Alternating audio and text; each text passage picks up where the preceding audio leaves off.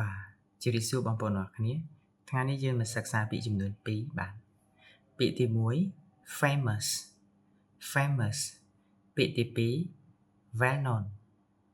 well known បាទអញ្ចឹងពាក្យទាំងពីរនេះគេហៅវាថា close synonym មានន័យថាពាក្យដែលវេវចនៈពាក្យដែលវេវចនៈមានន័យថាពាក្យដែលមានន័យដូចគ្នាហើយប្រើជំនួសគ្នាបានអញ្ចឹងបងប្អូនមើលមកកាន់ប្រយោគពីរនេះណានេះ She is a famous singer.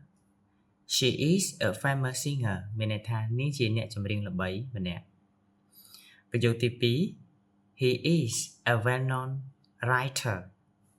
He is a well-known writer មានន័យថាគាត់ជាអ្នកនិពន្ធល្បីម្នាក់អញ្ចឹងពាក្យនេះគេហៅថា close synonym ពាក្យដែលវេវចនៈដូច្នេះថ្ងៃនេះបងប្អូនយើងសិក្សាតែពីពាក្យនេះហើយបាទសូមអរគុណ